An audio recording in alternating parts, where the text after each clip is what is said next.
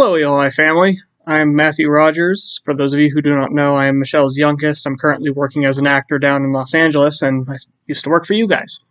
I understand that with all of this quarantine and coronavirus situation that is going on, most of us are now working from home, and we are doing virtual visits, or VVs.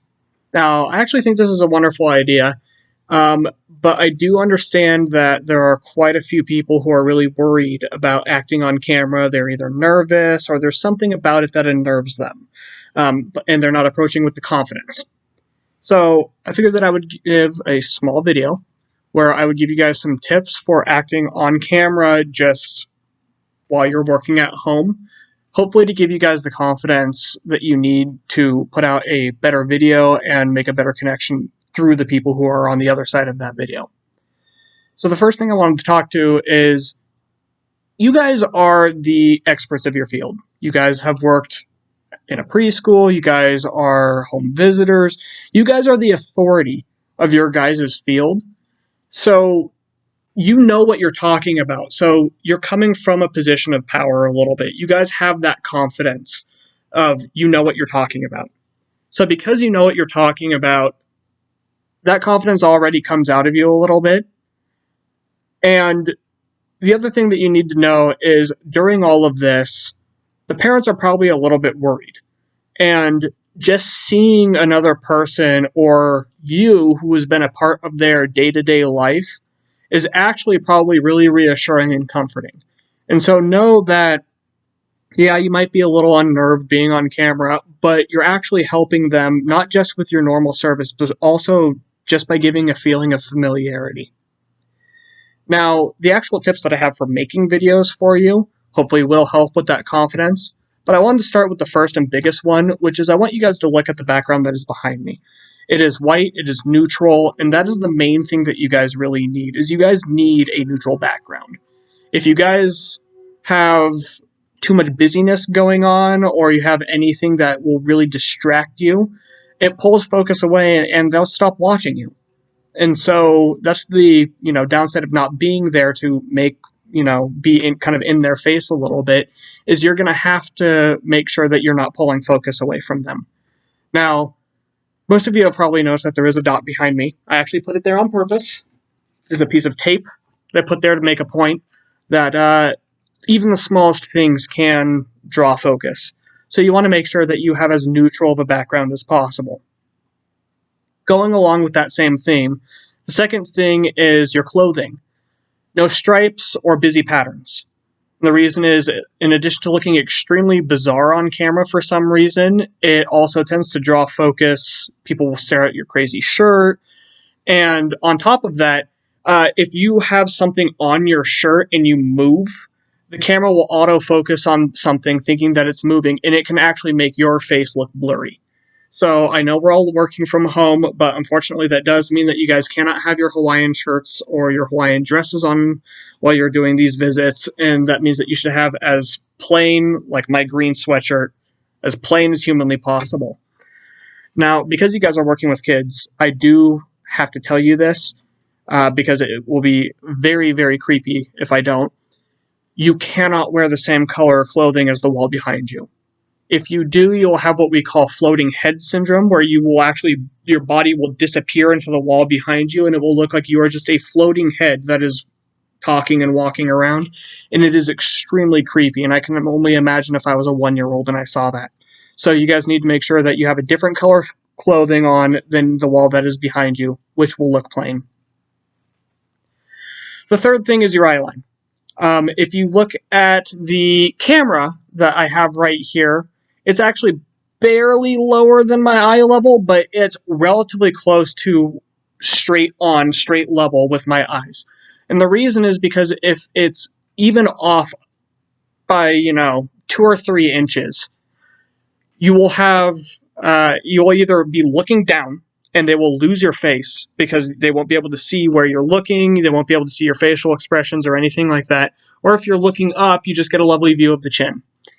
And that does not look good. And in addition to that, I imagine it would be very hard to teach while not looking at your audience. So you need to make sure that your eye line is actually relatively close to where your eyes are itself. If you look down, you'll actually see that I am sitting at a table, and I do highly recommend that. The reason for that is it gives you a place to put blocks, books, toys, anything that you need for your visit, and it also gives you a natural spot of where to start your shot. If it's just at the table, then you know that it will fit just everything very well.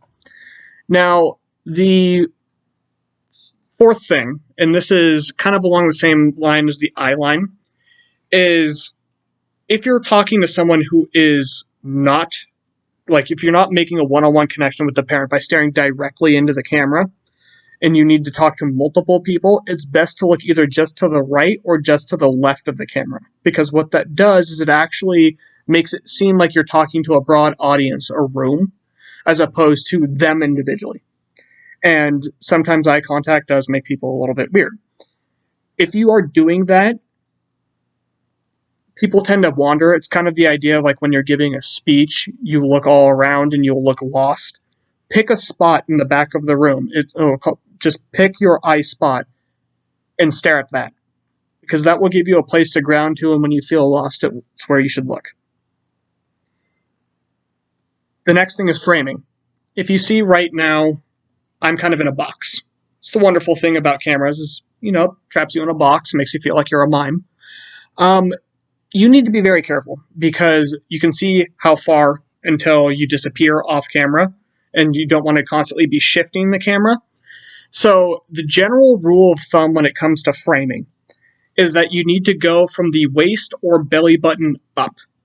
And the reason is because you're either close enough that you can see the small things, facial expressions, or you can hear me well because I'm close to the microphone, but you're also not so far away that that's all gone, to where people can't see the small things that you're talking about. They can't see where your eyes are looking. They can't hear you because you're so far away.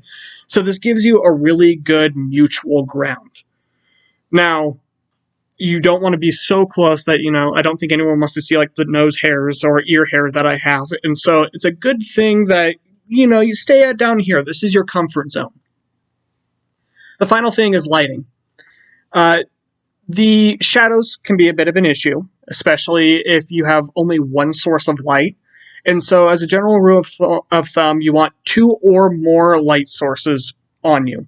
Now, I currently have 2. However, I have them angled at the wrong way. I have one that's up above me to the right and one that is centered to the right, but I don't have anything coming from this direction, which means if I go like this, you're going to see my shadow. And so you have to be a little bit aware of your lighting source because you don't want the shadow to be distracting.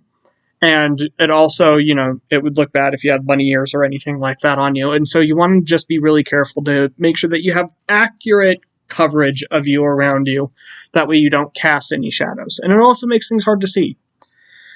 So the only other thing that I have to say, and this is a no-brainer, is check your volume. We have had issues in the past where I've recorded a video and the volume wasn't on, which unfortunately can be a very bad thing. So just before you go on your visits, just make sure that everything's working properly. Do like a 5-second video where you're moving around on camera, make sure that you have that spacing and just see how it looks and talk and see if, you can hear you well enough. I know you guys are awesome and I know you guys can do this. And so I have faith that, this will be a no issue and you guys will be perfect. But if you guys do have any questions or have any comments or need any help with anything, email me, ask me questions. I can give you guys advice on anything that you need. So go out there and do well, and we'll all get through this, guys.